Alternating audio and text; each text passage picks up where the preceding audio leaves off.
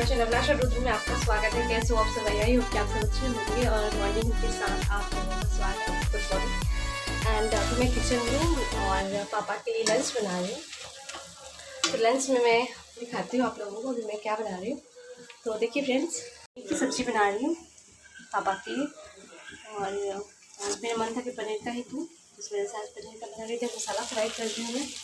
और इधर मम्मी की तबीयत नहीं ठीक है और दादाजी भी बहुत परेशान करते रहते, इस वजह से मैं नीचे ही खाना बना रही हूँ। क्योंकि मुझे ऊपर नीचे बहुत ज़्यादा करना पड़ जाता था, इस वजह से अभी 8 दिन से मैं नीचे ही खाना बना रही हूँ। और इस वजह से मैं नीचे ही खाना बना रही हूँ।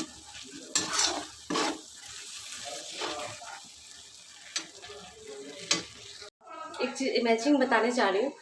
देखिए मेरे हाथ में, ये नहीं बोली थी, हाथ में पिचा गया और इसमें बहुत ज़्यादा पेन होता है, बहुत दर्द कर रहा है। देख सकते हैं कितना काला हो गया है। और मुझे एक हाथ से काम करने में बहुत प्रॉब्लम हो रही है। लेकिन आज मैंने सोचा कि चलो एक हाथ से ही मैं आटा को गूंद सकती हूँ कि नहीं गूंद सकती। मैंने ट्राई किया है और इस हाथ से, लेफ्ट हाथ में, इस हाथ से ज़्यादा काम होता है, उसी हाथ में मुझे हो रखा है। देख सकते हो फ्रेंड्स, इसी हाथ से हम लोग खाना खाते हैं, इसी हाथ से सारा बाहर शरीर का इसी पार्ट में, मतलब इसी हाथ में रहता है।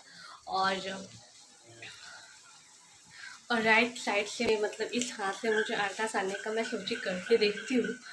और मैंने इस हाथ से मैंने आटा को गूंद लिया है, आप देख सकते हो, इस हाथ से मैंने गूंद लिया है। और मुझे खुद बिलीव नहीं हो रहा कि मैंने ये किया है।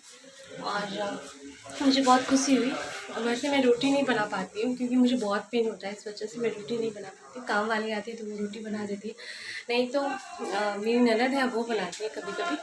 तो अभी मैं आटा को देखी करके कि होता है कि नहीं होता है, तो मैंने कर लिया है और मुझे बहुत खुशी हो रही है। और समृद्धि भी सोई हुई है। गर्मी बहुत है फ्रेंड्स, क्या कहूँ, बहुत ही ज़्यादा। और मैं नीचे खाना बना रही थी, नीचे ही लेके आई थी और मम्मी के रूम में सोई हुई है। और लेके चलती हूँ आप लोगों को मम्मी के रूम में और दिखाती हूँ समृद्धि कैसे सोई हुई है। चलिए फ्रेंड्स देखते हैं फिर।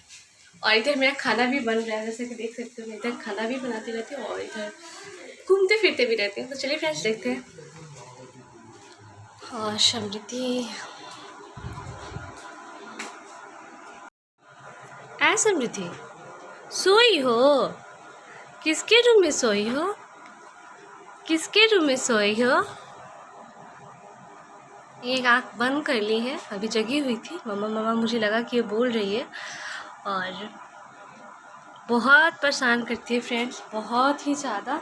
ये उठ जाएगी तो बहुत परेशान करेगी। इसको मतलब क्या है ना कि एसी वाले रूम में ज़्यादा इसको अच्छा लगता है, एसी चलते रहना चाहिए। तो ये देखिए, एसी चलते रहना चाहिए इसको। मुझे तो एसी में बहुत प्रॉब्लम होती है क्योंकि मुझे एलर्जी, मतलब क्या प्रॉब्लम होती है, इस वजह से तो मैं नहीं सो पाती हूँ एसी में। पर समृद्धि को एसी वाले रूम ही ज़्यादा अच्छा लगता है, तो ये अपने दादा के साथ कभी कभी आ जाती है सोने के लिए। तो अभी दादा के रूम में, मतलब माँ के रूम में ही सोई हुई। मॉर्निंग, कैसे हो आप सब? आई होप कि आप सब अच्छे होंगे।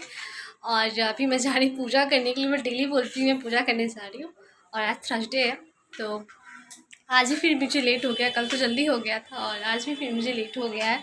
और समृद्धि भी मेरे साथ रेडी हो गई पूजा करने के लिए। तो मैं अपना ओढ़नी छत में गई थी ऐसे पल्लू करके, तो ये भी मेरे से बोली कि मुझे भी ओढ़नी ओढ़ना है, आपके जैसा करना है। तो ये देखिए समृद्धि ओढ़नी ओढ़ी हुई है। और अभी ये क्या कर रही नहीं कर रही वो मैं आप लोगों को दिखाती हूँ। समृद्धि क्या कर रही हो? क्या कर रही हो? दिखाओ तो, अपना फेस दिखाओ तो इधर। हाय बोल दो सबको, हाय बोल दो। डंडा देखो, आप लोगों को डंडा दिखा रही है। हाय बोल दो तो बिट्टू, हाय बोल दो सबको। तो ये भी ओढ़नी ओढ़ी हुई है, अब पूजा करने के लिए तैयार हो गई है। और मैं चलती हूँ पूजा करने के लिए। नीचे इसको डंडा मिल गया, इस वजह से वो डंडा से ही खेलने लगी। लकड़ी है और जो वार्डरोब बना तो उसी का छोटा छोटा प्लाई है, तो उसी से वो खेलने लगी है। और मैं चलती हूँ पूजा करने के लिए। बहुत ही ज़्यादा लेट हो गया फ्रेंड्स, तो मैं पूजा करने के बाद आप लोगों से मिलूँगी। और कल मुझे एडमिशन भी करवाना है, तो मुझे एडमिशन करवाना है पीजी का। तो ये सब बातें मैं बाद में बात करूँगी, पहले मैं पूजा कर लेती हूँ उसके बाद। तो चलिए फ्रेंड्स, मैं पूजा करने के बाद मिलती हूँ, तब तक मैं वेट कीजिएगा। एवरीवन, तो मैंने पूजा भी कर लिया, खाना भी खा लिया, सब कुछ मेरा काम कंप्लीट हो गया। और अभी मैं क्या कर रही हूँ, तो अभी आप देख सकते हो इतना सारा डॉक्यूमेंट्स, कॉपी, बुक, इतना सारा क्यों निकला हुआ है। आप लोग कमेंट में क्वेश्चन आ रहा होगा कि ऐसा क्या है जो इतना सारा बुक निकाली हुई है, डॉक्यूमेंट्स निकाली हुई है।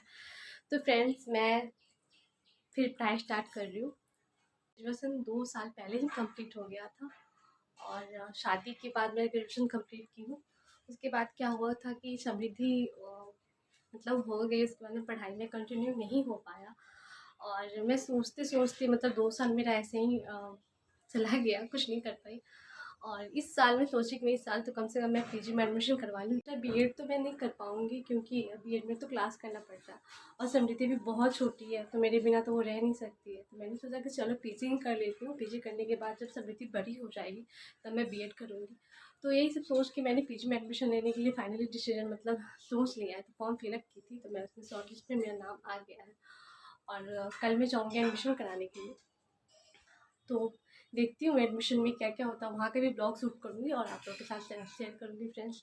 तो यहाँ पे देखिए कितना सारा डॉक्यूमेंट्स है मेरा और मैं बहुत सारा एग्ज़ाम भी दी थी, बहुत सारा एग्ज़ाम का भी मेरे पास पेपर सब है जो आप लोग पूछते होंगे कि भी आप रियल में क्वेश्चन आप लोगों से करना चाहते हैं। कितने ऐसे लोगों के साथ ऐसे हुआ है कि शादी हो जाने के बाद पढ़ाई छूट जाता है, कंटिन्यू नहीं हो पाता है, फिर अगर वो पढ़ना भी चाहते हैं तो बेबी हो जाते हैं, फैमिली ऐसे नहीं मिलती पढ़ाने वाली और हम मन का जो होता है पढ़ाई मन से करने का जो ख्वाहिश रहता है कि चलो मैं पढ़ाई शादी के बाद भी कंटिन्यू रखूँगी, तो वो ख्वाहिश पूरी नहीं हो पाती है। बहुत सारी लड़की के साथ होती है ऐसा चीज़ कि हाँ, बहुत सारी वुमेंस के साथ ऐसा होता है। मैं भी एक वुमेंस हूँ, मैं भी तो फ्रेंड्स, एक क्वेश्चन है आप लोगों से, आप लोग ज़रूर ऑनेस्टी से बोलिएगा कि मैंने मतलब कितने ऐसे लोग हैं जो मतलब आप लोग के साथ ज़रूर किसी न किसी के साथ ऐसे ये प्रॉब्लम हुआ होगा। वो पढ़ना चाहती होंगी और शादी के बाद क्या होता है कि पढ़ाई नहीं हो पाता है, फैमिली वैसे नहीं मिल पाती है, ना हस्बैंड उस ढंग का मिल पाता है। और बहुत ऐसी लड़कियों के साथ होता है। जैसे पर्सनली मैं अपने बारे में बता रही हूँ, जैसे मैं भी सोचती थी कि मैं पढ़ाई कंटिन्यू रखूँगी शादी के बाद, बट ऐसा कुछ नहीं हुआ। शादी के बाद क्या होता है, सब कुछ अपोजिट हो जाता है। जो अपना मन से सोचते हो वैसा नहीं होता है। फैमिली की जिम्मेदारी हो जाती है, खुद समाज जो भी होता है, थोड़ा बहुत प्रॉब्लम तो होती ही चली जाती है। और यही सब है, बहुत सारी लड़की के फैमिली अच्छे होते हैं जो सपोर्ट करते हैं, तो वो तो पढ़ाई कंटिन्यू करते हैं। फर्स्ट पॉइंट होता है हस्बैंड। अगर हस्बैंड केयरिंग हो तो आप पढ़ाई कर सकते हो। उसकी बात होती है फैमिली। मैं तो बस यही बोलूँगी, अगर हस्बैंड आपका अच्छा हो तो आप पढ़ाई कर सकते हो, नहीं तो नहीं हो सकती है पढ़ाई। और हस्बैंड के साथ फैमिली भी सपोर्टिव होना चाहिए, तभी भी पढ़ाई करने में आगे आप पढ़ाई कर सकते हो, नहीं तो नहीं कर सकते हो। और मेरे साथ भी यही है कि मैं भी, मेरी फैमिली भी अच्छी है, मेरे ससुराल वाले मतलब सास ससुर भी बहुत अच्छे हैं और मेरे हस्बैंड भी बहुत अच्छे हैं कि वो मुझे पढ़ाई लिखाई हर चीज़ के लिए मुझे फ्रीडम देते हैं, कोई चीज़ के लिए रोक टोक नहीं करते। बोलते हैं कि जनरल कॉम्पिटिशन का भी तैयारी करो, तुम पढ़ाई भी करो, तुमको जो करना है तुम कर सकते हो। बट मैं ही नहीं कर पाती क्योंकि मेरी छोटी बेबी है, मतलब छोटी बेटी है मेरी, और उसके हो जाने के बाद, बच्चे हो जाने के बाद तो आपको पता ही होगा कितना प्रॉब्लम होता है। तो मेरे साथ भी यही प्रॉब्लम है फ्रेंड्स।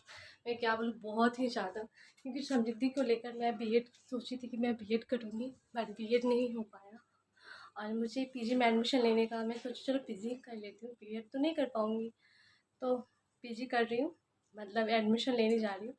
और वहाँ भी क्या क्या करूँगी, कैसे कैसे एडमिशन होता है, क्या नहीं होता है, वो सारी चीज़ को ब्लॉग में शूट करूँगी और आप लोगों के साथ। कंपटीशन की तैयारी की, मतलब एग्ज़ाम भी मैं दी हूँ, एसएससी का दी हूँ, उसके बाद में एसएससी का दी हूँ, एमटीएस का दी हूँ, उसके कोऑर्डिनेटर, क्या बोलते हैं, यूनिसेफ का भी, जो कुछ भी वैकेंसी निकलता था वो सारी वैकेंसी मैं फ़िलअप करती थी, फॉर्म फिलअप करती थी और एग्ज़ाम भी देती थी।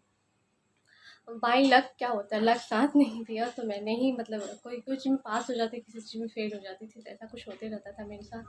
और पर मैं हिम्मत नहीं हारती। मैं बहुत मतलब ऐसा है कि मैं एग्ज़ाम देते गई, अभी भी मैं एग्ज़ाम देते ही रहती हूँ, आप सबको बताई थी। तो फ्रेंड्स, यही सब डॉक्यूमेंट्स है, यही सब कुछ यादें हैं। मैं मतलब देख रही थी, मुझे मतलब रोना भी आ रहा था कि मतलब वो पुराने दिन चले गए, पढ़ाई लिखाई की वो मस्ती, वो स्कूल की, कॉलेज की मस्ती सब गायब हो गया। वो बचपना जो था हम लोगों का, वो सब कुछ चला गया। और वही सब चीज़ को याद करके मुझे रोना भी आता है। मतलब मैं सारी फ्रेंड को मिस कर रही हूँ और मिस यू ऑल, मैं सबको बहुत मिस कर रही हूँ। आई होप कि वो लोग भी मेरी ब्लॉग देख के बहुत मिस करेंगे एंड रोएंगे भी, जैसे मैं रो रही हूँ। मुझे भी रोना आ रहा है कि मैं सबको बहुत मिस कर रही हूँ। और फ्रेंड्स देखती हूँ कल क्या क्या होता है नहीं होता। और प्लीज़ फ्रेंड्स आप लोग गुड विशेस दीजिए कि कल मेरा एडमिशन अच्छा से हो जाए। और नहीं तो क्या होता है ना कि मतलब इतना ज़्यादा भीड़, बच्चे मतलब सीट फुल हो जाता है जिसकी वजह से एडमिशन नहीं हो पाता।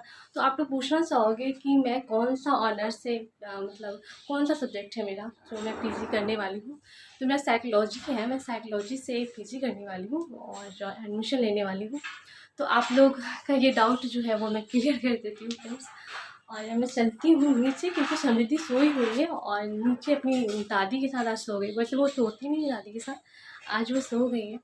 तो मैं ले चलती हूँ नीचे आप लोगों को और दिखाती हूँ समृद्धि कैसे सोई हुई है। चलिए फ्रेंड्स देखते हैं फिर।